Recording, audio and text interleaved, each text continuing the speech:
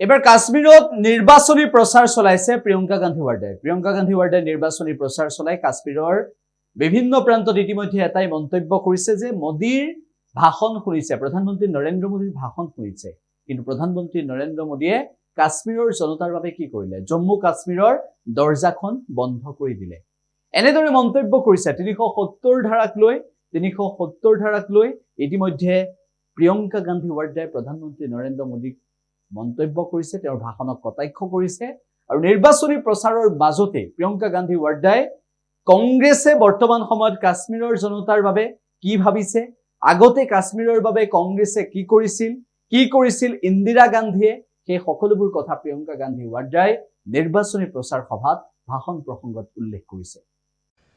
मैं मोदी जी का भाषण देख रही थी, यहां आ रही थी, मैंने सोचा देखूं मोदी जी क्या कह रहे हैं। शायद कटरा का भाषण था। भाषण को सुनते सुनते मुझे ऐसा लगा कि जनता अपने नेताओं से क्या चाहती है। थोड़ी ईमानदारी कम से कम थोड़ी तो होनी चाहिए, थोड़ी सी सच्चाई, एक कर्मठता, एक गंभीरता कि जनता की क्या समस्याएं हैं, ये नेता समझ रहे हैं कि नहीं समझ रहे हैं।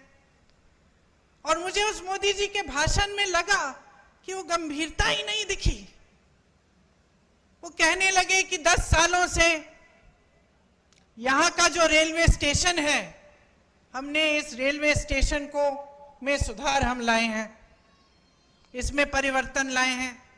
मैं सोच रही थी 10 सालों से आप प्रधानमंत्री रहे हैं, आप कटरा आके कह रहे हैं कि मैंने आपके रेलवे स्टेशन में सुधार कर दिया। विकास की एक धारा होती है, जैसे जीवन की होती है। एक समय में मेरी बहनें यहाँ बुजुर्ग बैठी हैं, वो रोटरी वाले टेलीफोन होते थे, आपको याद है, यूं घुमा के फोन करना पड़ता था।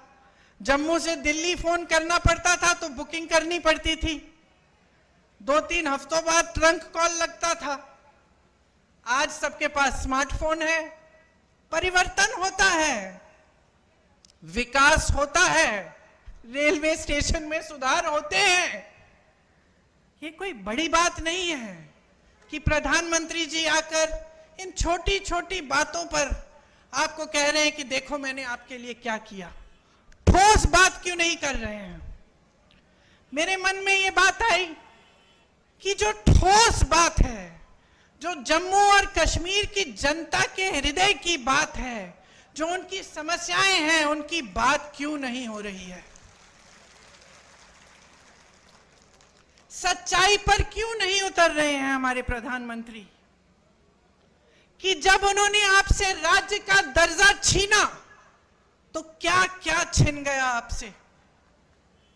वो रेलवे स्टेशन की बात करने से नहीं मिलेगा आपको वापस। वो ये कहने से कि मैंने जम्मू में आईफल टावर जैसा एक ब्रिज बनाया है, वो आपको वापस नहीं मिलेगा। वो आपका हक था और उस हक के जरिए आपको बहुत कुछ मिलता था। अपने जमीन पर हक, रोजगार पर हक, छोटे कारोबारों को मजबूत बनाने का हक, जो सारा आज आपसे छिन गया है।